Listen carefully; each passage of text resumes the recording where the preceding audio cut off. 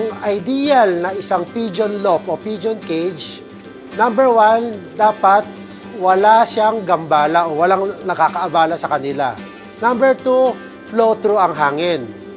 Number 3, dapat gumamit ng mga right materials to build a pigeon loft. Like sa enclosure, dapat gumamit siya ng 1/2 by 1/2 screen to prevent attacks ng mga predators. Ideally, sa isang pares ng kalapate, ang size na nararapat is 24 inches by 24 inches by 18 inches para mas nakakagalaw sila, pwede silang magpagaspas na kanilang mga pakpak. Karaniwan, ang mga ginagamit ay ang mga sumusunod. Yung iba, gumagamit ng kahoy, yung iba, gumagamit ng kawayan, at yung iba, gumagamit ng mga bakal o screen.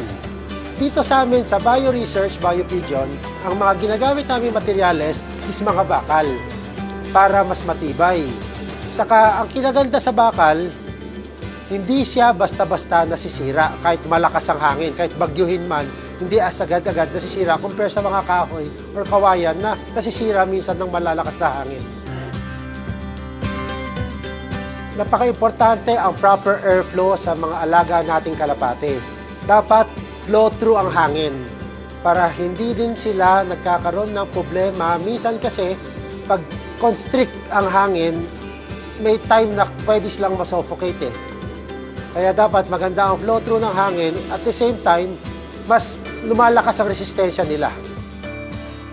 Sa pag-aalaga ng kalapate, sa isang pares, ang ideal size ng kanilang kulungan is 24 inches by 24 inches by 18 inches.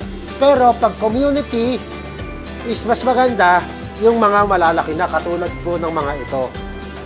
At ang ideal sa isang kalapate is 2 by 2 ang ang isang kalapate, ang size ng kanyang mga pagdadapuan at least is 2 by 2. Ganun kalawak. Iba-ibang perches ang pwede po nilang ma-avail, but ang ideal size is 1 foot per pigeon. For example, 10 ang kanilang kalapate, ang perch dapat at least 10 feet ang haba.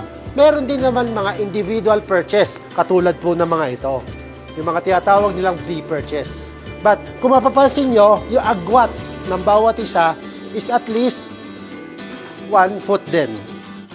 Maraming perches kahoy, plastic, aluminum, stainless. Ideal, meron silang beranda. Doon mo ilalagay yung pugad para may chance din na maka-exercise yung kalapate kasi kailangan nila lumundag Normally, ang pag-check sa kalusugan ng inyong mga alagang kalapate, lalo na sa mga beginners, is during feeding time o oras ng pagpapakain. Sapagkat pag naglagay kayo ng pagkain, ang mga alaga niyong kalapate, lahat yan lalapit para kumain. Pero kung meron kayong nakitang hindi kumain o nakatago sa isang sulok, unang senyales yan nang meron na yung nararamdaman sakit.